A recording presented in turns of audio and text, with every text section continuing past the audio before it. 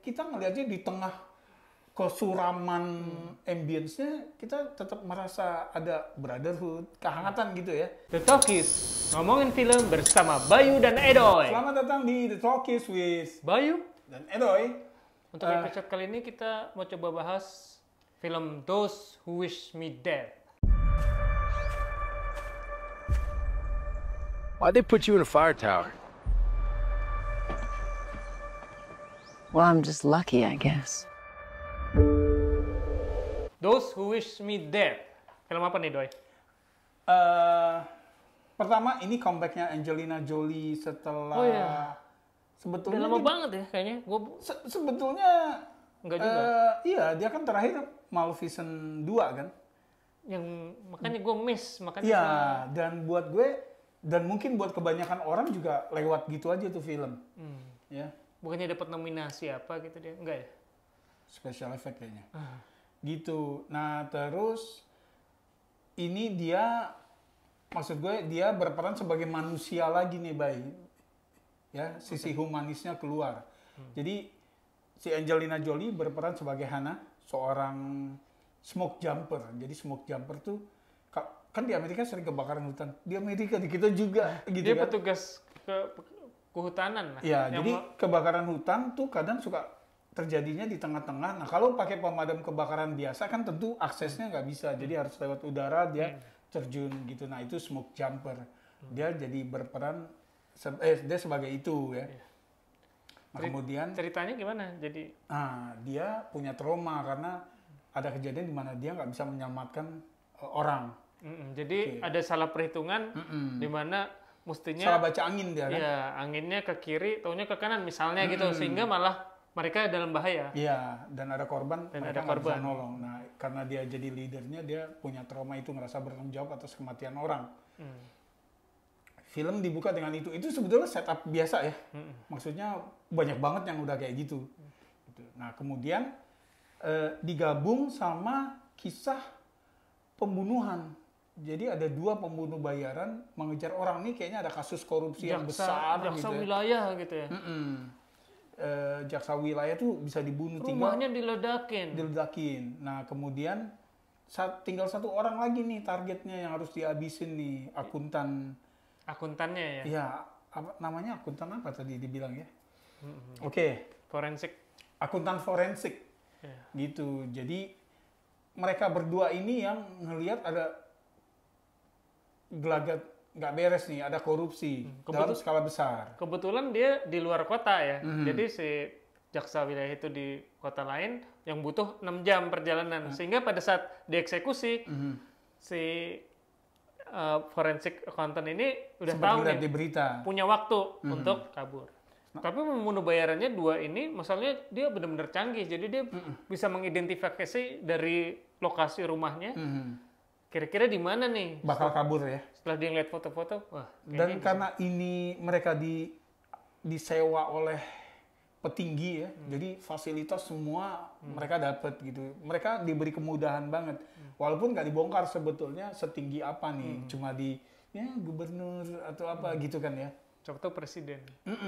Itu nggak dikasih tahu kita, jadi big man-nya. Terus udah dikejar. Film ini akan jadi si akuntan nih sama anaknya ya. Anaknya masih kecil, umur 9 atau 10 tahun. Berhasil dicegat ya di tengah jalan ya. Jadi pokoknya karena canggih nih hitman-nya, ada 2 orang nih hitman-nya, berhasil ditaklukkan si akuntan. Jadi dicegat sehingga terjadi kecelakaan. Dibabat lah. Tapi si akuntan ini sempat ngasih ke anaknya, dia tahu bahwa dia bakal mati. Anaknya, materi nih untuk diekspos ke media. iya, anaknya dikasih itu kuncian gitu. Anaknya ini kabur gitu. Nah, di sini ada good guys-nya tuh Angelina Jolie sebagai si smoke jumper yang ngelindungin itu anak.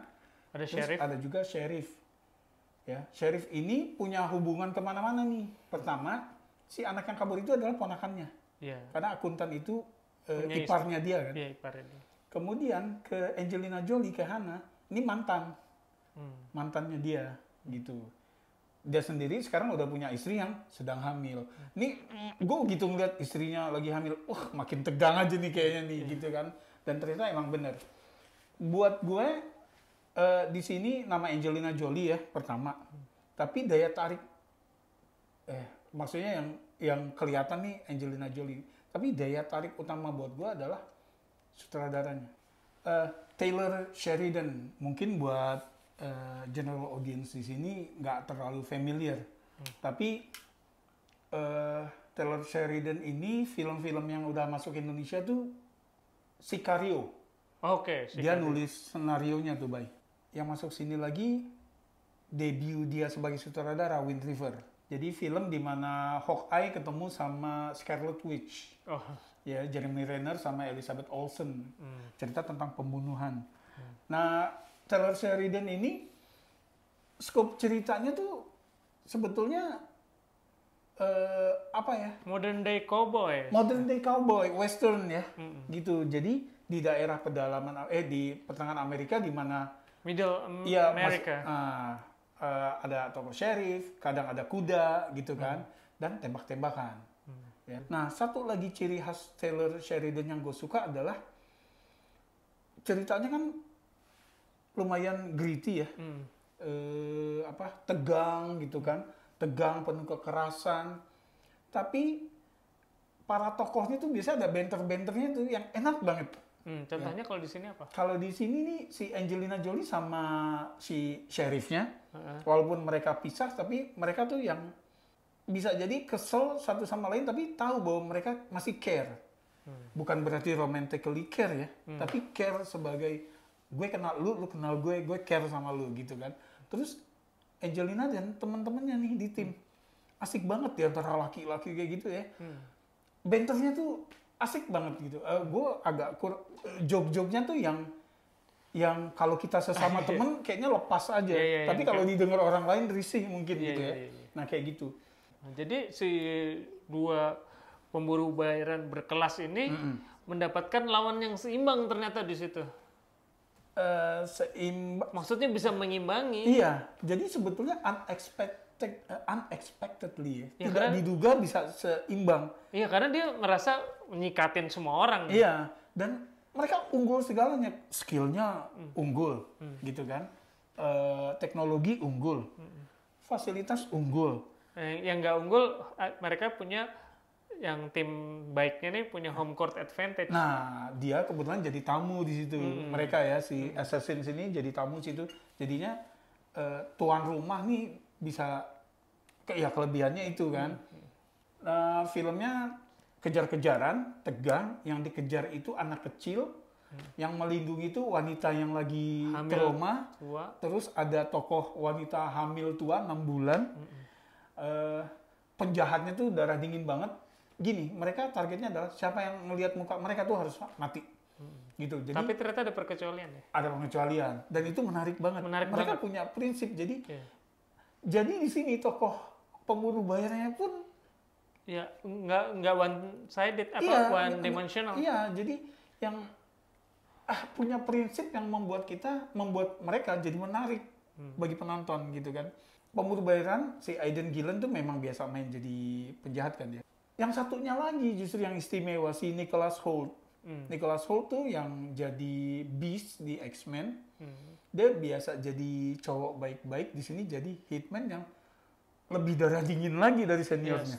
Strict lah dia. Ya, pokoknya mati ini udah tanpa pengecualian kayak gitu. Cuman dia tetap give me the word. Iya, kan? Nah itu dia makanya tetap nunggu.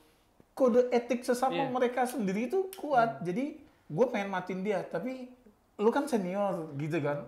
Gue akan ikutin apa kata lu gitu. Kayak gitu. Jadi itu kelebihan skenarionya Taylor Sheridan. Tokoh-tokohnya tuh selalu dikasih gue bilang apa ya, kalau backstory sebenarnya nggak ada backstory ya, tapi hubungan satu sama lain tuh menarik banget gitu ya. Kita ngelihatnya di tengah kesuraman ambience-nya, kita tetap merasa ada brotherhood, kehangatan gitu ya, ada familyhood gitu loh, yang kayak gitu-gitu tuh baik. Itu yang gue suka. Terus actionnya visceral banget ya. lu tegang, lu ngeri gitu ya. Tegang, ngeri. Jadi gini, walaupun film-film seperti ini nggak menyembunyikan bahwa dia nggak perlu twist ending lah. Maksudnya dia nggak menyembunyikan nanti endingnya kayak gimana. Mereka nggak kayak harus pakai twist ending untuk bikin film bagus gitu. Iya, maksudnya nggak, kan kalau film superhero udah pastilah jagoan menang. Atau film romantic comedy, mereka pasti jadi gitu kan. Iya, maksudnya kurang gitu. lebih gitu. Kurang Nah lebih ini gitu. kayak gitu, udah pakemnya tuh udah ada. Pasti anak kecilnya selamat lah gitu ya. Selamat. Nah cuma memang perjalanan menuju endingnya ya. Itunya yang seru gitu, yang tegang, yang The journey-nya itu yang penting gitu loh. Nah itu yang ngasih pengalaman visceral ketika karena si Angelina Jolie sebagai guardian si anak juga nggak mulus-mulus amat kan. Kinerjanya maksud gue, hambatannya itu banyak banget. Selain pembunuh bayarannya memang skillnya tinggi, hutannya lagi kebakaran, dianya juga bekas jatuh, penuh luka, gitu loh. Nah baik dia dan si anak juga lagi trauma. Di film ini gue ngelihat kayaknya bakal ada calon bintang baru nih, at least bakal jadi aktor serius yang bagus di masa depan nih. Finn Little yang jadi si anak Connor nih.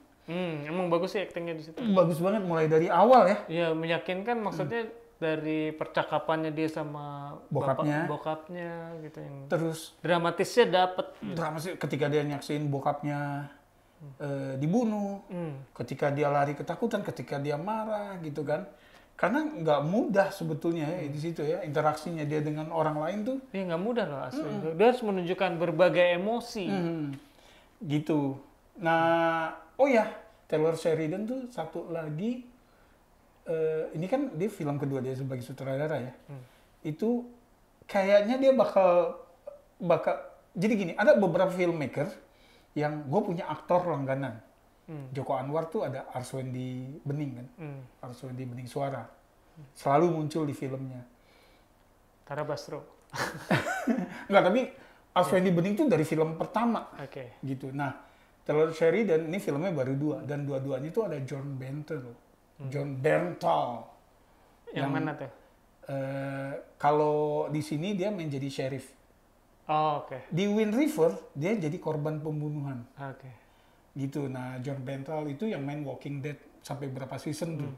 Gitu, baik. Oke, gimana lo skor? Skor gue segini. Gue segini. Kita sama-sama rekomen nih film ya. Iya, Sama-sama rekomen nonton ini di layar lebar di bioskop. sebesar-besarnya lah. Karena memang ini kan spektakel ya. Adegan kebakaran hutan itu wah banget gitu. Ketika lo nonton di layar segede gaban. Kejar-kejaran. Nah terus ketika foreground-nya orang, di belakangnya api ngejar itu juga keren banget. Sebesar-besarnya layar TV kita kayaknya nggak ngejar gitu ya. Sama sound-nya. Ya, sound ketika api menjelati hutan itu kalau di bioskop tuh keren banget gitu. Ya, itu gue sampai wondering nih dia membakar hutan beneran ya. Gitu. Yeah. Ya, oke, makasih yang udah mampir. Buat yang udah nonton, mau di Lapak Petani maupun di bioskop, Silakan komen. silakan komen. Kita mau dengar masukan. Siapa tahu ada trivia lain atau punya pendapat yang beda. Like, subscribe, share. Makasih udah mampir. Sampai ketemu di episode berikutnya. Salam.